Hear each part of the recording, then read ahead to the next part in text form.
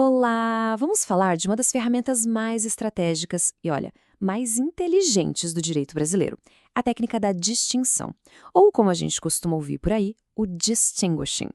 Hoje, vamos desvendar juntos como essa técnica funciona na prática. Mas antes de a gente mergulhar de cabeça, aquele recado rápido que ajuda demais o nosso canal a crescer.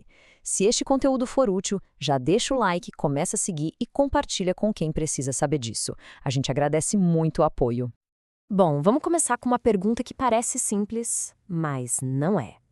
Um juízo lá na primeira instância ou um tribunal local pode simplesmente decidir de um jeito diferente do que o STJ ou o STF já decidiram? A resposta curta seria não, mas a verdade é bem mais interessante. Para a gente entender de verdade a exceção, a gente precisa primeiro ter a regra bem clara na cabeça. E a regra hoje no nosso direito é a força dos precedentes. Vamos ver como isso funciona. Olha, o Código de Processo Civil de 2015 foi um verdadeiro divisor de águas. A grande sacada foi tentar organizar o cenário, que às vezes era uma bagunça de decisões diferentes para o mesmo problema. A ideia era trazer mais segurança jurídica, mais previsibilidade, estabelecendo que, sim, as decisões dos tribunais superiores devem ser seguidas. E que decisões são essas que têm essa força toda? O artigo 927 do CPC lista direitinho. A gente está falando das súmulas do STF e do STJ, dos acórdãos naqueles julgamentos de recursos repetitivos, sabe? E também em incidentes de assunção de competência. Enfim, é um sistema bem robusto, pensado para dar uma uniformidade para as decisões judiciais no país inteiro. Ok, então a regra está clara. Mas agora vem a parte que todo bom profissional do direito adora: a exceção. A exceção inteligente. Se a ideia é uniformizar tudo, como é que a gente garante a justiça naquele caso específico, que tem uma coisinha diferente? É exatamente aí que entra a genialidade do distinguishing. Então, o que é esse tal de distinguishing? Pensa assim, é a arte de mostrar com bons argumentos que aquele precedente obrigatório, por mais forte que ele seja, simplesmente não foi feito para o caso que está sendo julgado agora. E por que não? Porque os fatos são diferentes, a base da história é outra. Esse quadro aqui ilustra a lógica de um jeito perfeito. Imagina que o precedente foi criado com base nos fatos A mais B, e isso levou à decisão X.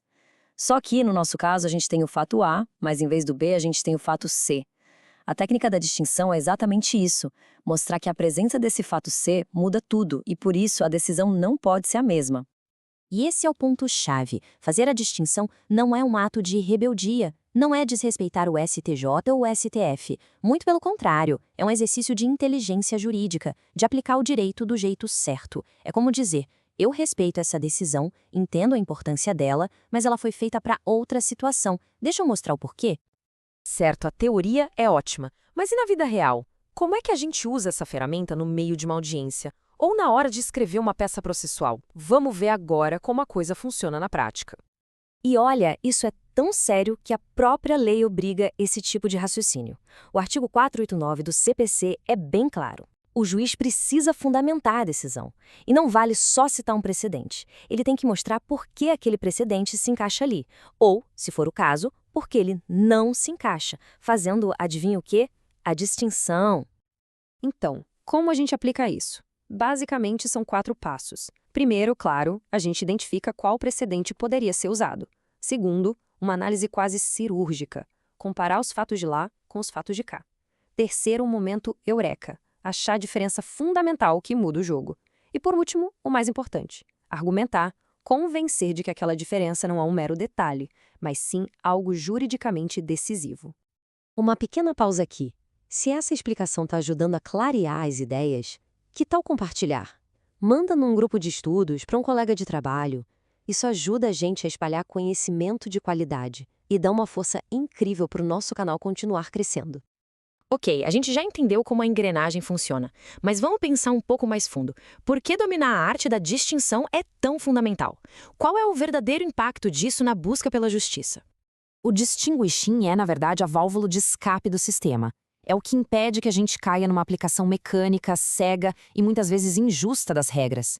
É essa técnica que garante que cada caso seja visto na sua individualidade, que o direito continue evoluindo e se adaptando aos novos tempos. Ela fortalece a argumentação e a própria qualidade das decisões. E, para a gente fechar, fica aqui uma provocação. A gente viu o que fazer quando os fatos são diferentes. Mas e se os fatos forem idênticos aos do precedente? Só que aquela decisão hoje parece completamente superada, injusta. Bom, aí a conversa é outra. Para isso, existe uma técnica ainda mais poderosa, a da superação do precedente, o famoso overruling. Mas isso já é assunto para um próximo encontro. Por hoje é isso. Muito obrigada mesmo pela companhia e pela atenção nesta nossa conversa sobre a técnica da distinção. E se quiser continuar aprendendo com a gente, não deixe de seguir o Direito Cast lá no Spotify, combinado? Lá tem todo o nosso acervo de áudios para maratonar.